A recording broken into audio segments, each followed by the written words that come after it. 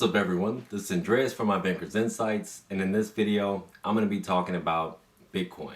The reason I wanted to make this video is because I definitely have seen a lot of misinformation about Bitcoin, so I wanted to do some research and let you all know exactly what I know about Bitcoin, what I found out about Bitcoin, who created Bitcoin, what Bitcoin does, and all those good details.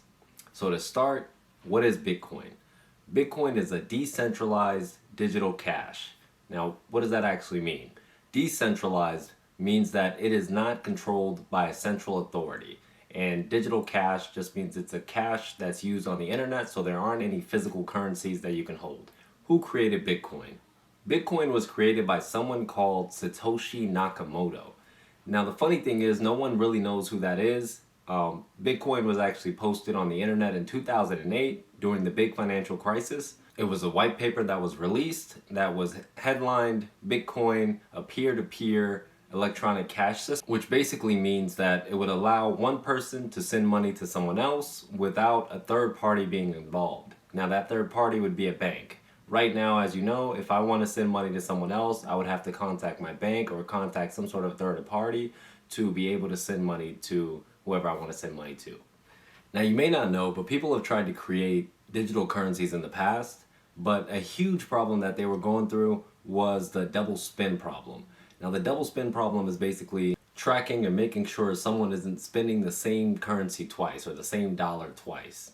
Since it's a digital currency, it's a little harder to track than a physical currency. Of course, back in the day, we would carry gold bars or gold-backed dollars, but now since everything is sort of going into the internet, without a third party being involved, it's almost impossible to keep a record securely of people's transactions.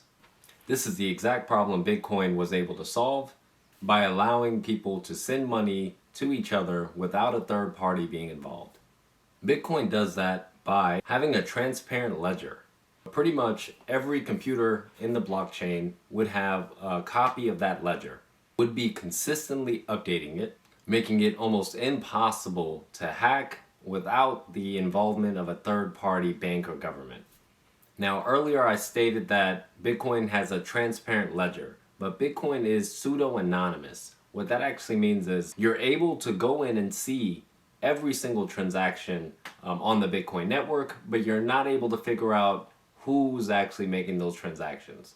Unlike the system that we currently have, where a bank keeps a record of all the transaction history, they are able to pause and freeze your account if they want to. A bank is governed by the government, who's able to print out an unlimited source of money or stimulus bailouts to bail out either banks, businesses, give out individual stimulus checks as well, as you saw in the last year. But of course, that doesn't always turn out the best. If you look at a country like Venezuela, their government printed so much money that inflation is so high that they no longer even count the bills, but they weigh their money to make purchases. On top of inflation, a centralized currency can also be very corrupt, as you saw a while back with Wells Fargo, where they were opening accounts and loans for over 1.4 million people without their authorization. Then when the government goes to bail that bank out, we have the crash that we had in 2008.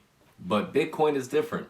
It cannot be controlled by a bank or government, and it opens up digital commerce for 2.5 billion people that are currently unbanked. It does that by you not needing a third party to have Bitcoin. All you need is just a cell phone, and you can send money, you can buy things. A lot of merchants are now accepting Bitcoin, so you can already make purchases with it without the involvement of a third party. And those 2.5 billion people are currently underbanked just because of where they live and not having access to banks. But on top of Bitcoin being a currency, you can also invest in Bitcoin like you would a stock. Below, I will list a few of the trading platforms that I use to buy my Bitcoin. And as far as Bitcoin as an investment, I've invested in Bitcoin personally since 2016. If you look at the price Bitcoin was at in 2016 and where it is today, it's a significant difference.